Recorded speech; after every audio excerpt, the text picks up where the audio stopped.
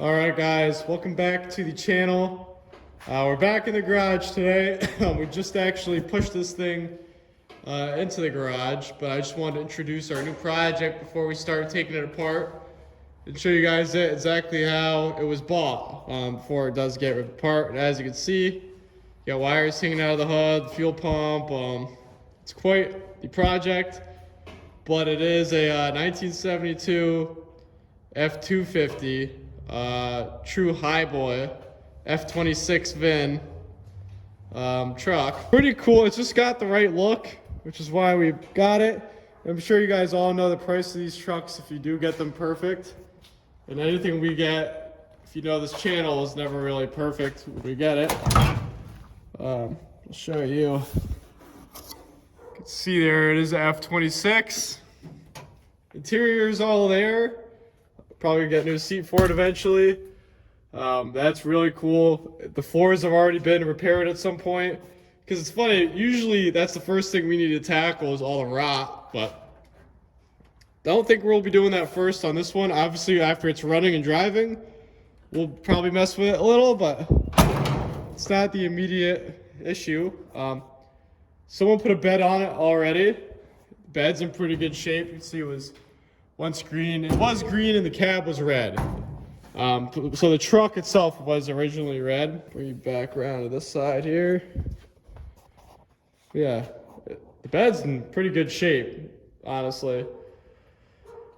True divorce transfer case, 4-speed, but that's all pretty cool, in my opinion. We've been looking for one of these for a while, and I'll show you actually what's under the hood. Might surprise some people. Not quite original, but still gonna be pretty cool. It's got a 460 in it, just pretty much mounted. We need to finish up everything with that. With like the steering, getting it to start from the inside of the cab, whole fuel pump situation, just about everything really. We have heard it run. The guy did start it for us when we bought it. I gotta sort out this whole power steering swap. Looks like someone started it and didn't finish it, or I don't really know the whole story behind it. So, pretty cool truck. Gotta say, it just has the right look. I'll put some pictures in when it was on the trailer or when it was outside and we were pushing it in, but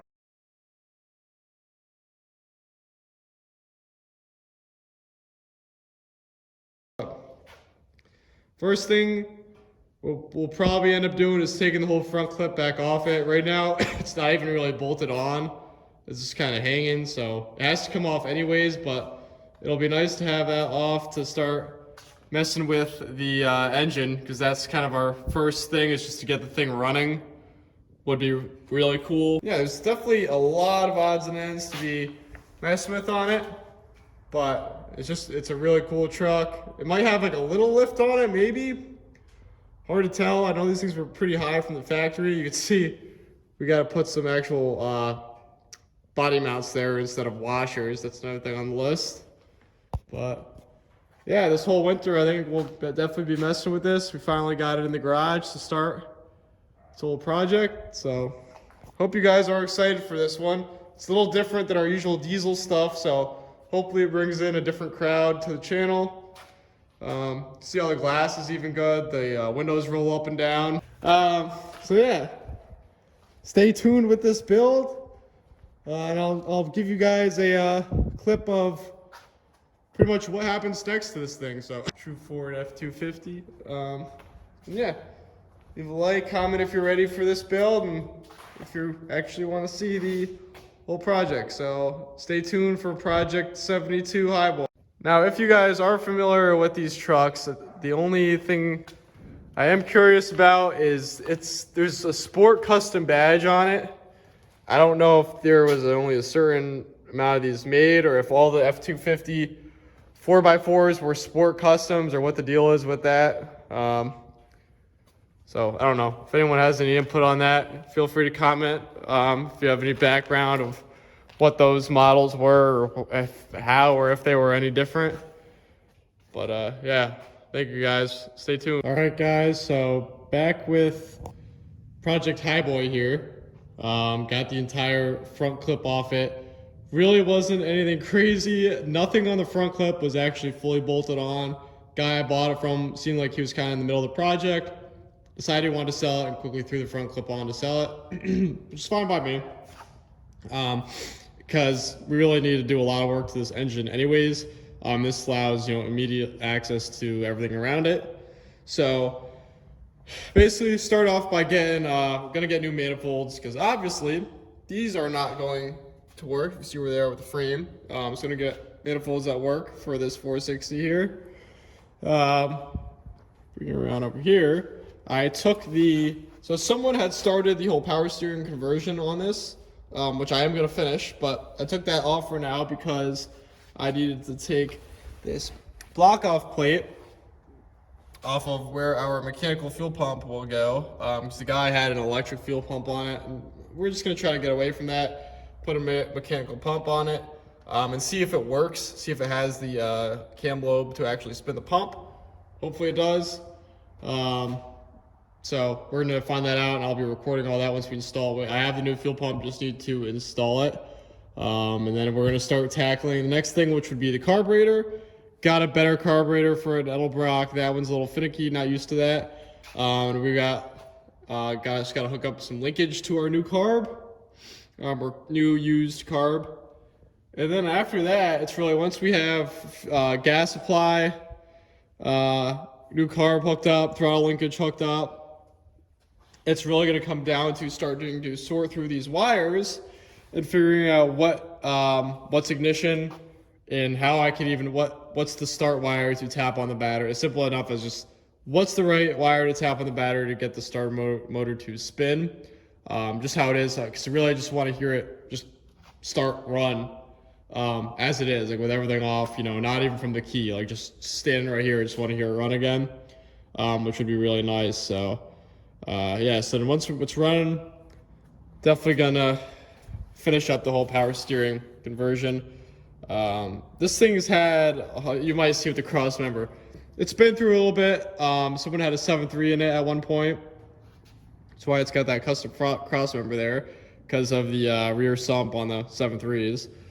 This one has a front sump. So I want to finish, that's why kind of everything's modified, and we're going to actually make it correct. Looks like someone was just rushing through all the fabrication with this, but I want to get that bracket back on, get the power steering pump back on it, find the right lines, because these were just cut to actually run to the pump. Hopefully I can find those. That would be nice, then get the right belt to go on the pulley for it. So that'll be cool. Then I'll be brake lines. So anyways, enough of the talking. As I do things, I'm going to record it so you can see what's going on. I'll quickly show you. Took everything out of the interior. So interior is pretty much gutted, but it looks great. So obviously it's all been repaired before, but it's all solid. It's really fine by me. Yeah, so gotta take this gas tank out. It's got a little bit of diesel in it, because like I said, someone had a 7.3 in it. Gotta clean that out, put it back in, and then start fighting with the ignition. Take the whole key out, trace wires to see what's what under the dash. So that'll all be really interesting. Should be a cool project. Getting really excited to do all this. More I see it, more I start working on it, the more I like it. So stay tuned for the next updates on this thing. All right, guys, so got the valve cover off here. Got new valve cover gaskets. Figured we just put some new valve cover gaskets on it while we're sort of freshening up, cleaning up this engine. Got this surface pretty cleaned up here, and gonna apply those new gaskets on there. They only had like 4 bolts holding on the valve cover, so eventually we'll get to getting the rest of the hardware for it, but at least we'll get these new gaskets in. Everything looks pretty good under the valve cover, which is good. A little bit of water, but we'll be changing the oil. That's simply from cleaning the engine, so we won't really worry about that. So get these new valve cover gaskets on, and then we're going to try to see if we get any fuel flow through the pump that we put on here. So stay tuned. All right, guys, so update on Project Highboy. I did end up getting those valve covers on there. they're pretty nice. You see, you just place the notches in the valve cover and sticks on the valve cover. You just put it on there. We did end up getting the fuel pump to work, so it took a minute to figure out. But I guess the left side of it is supply, is the feed from the actual gas tank. And basically, first we had it cranking over, and we weren't getting anything. And I put my hand over the other side of it, and it seemed like that helped prime the pump, or I don't know, because right after that I felt a little bit of air and gas finally came out of it. So from there, so you see, we just have a gas tank. This is all temporary. We just wanted to get it to run. We've got fuel hose hooked up to a different carburetor we put on it. Get it to start. Pretty much, I had the battery. You'll see in the video. I had the battery on the tire. Positive, which is hooked up to the start solenoid, and negative, and then simply just took the starter positive and jumped it off that side of the solenoid where the battery positive is, and that got it to turn over. We cranked it before we had the ignition on to verify we were getting gas to the carburetor, which we were. Then figured out, wanted to make sure we had power to the ignition, which we do, and I guess someone already wired it so that we were getting 12 volts with the key on to the ignition. So at that point, just turned the ignition on, came out here, jumped the starter onto the battery, onto the starter solenoid, and it fired up. Had to have the choke on to get it to stay idling, but that's something that we'll have to fine tune in the future. So I'll play the clip of it running.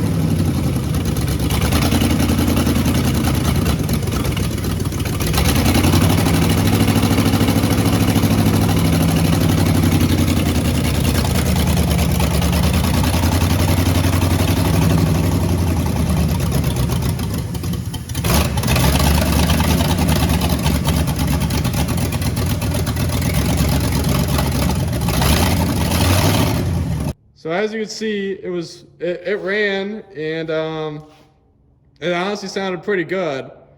So after I recorded that clip, I went inside into the cab, and the oil pressure gauge was even working. We're getting about 58, 60 psi. None of the other gauges are hooked up yet, but that shouldn't be anything too crazy either. So it's kind of fascinating the thing even ran today, but it did. So next up, we're really just kind of have to fine tune everything else, and I've got more parts on the way. So I'm gonna get the new headers on it that we got. You'll see those when they come in. I'll be recording that. Definitely got the whole steering situation figured out, because we've got the power steering pump, because someone was in the middle of a conversion, it seems like. But they didn't really try hard, so we're gonna try to get that mounted back up.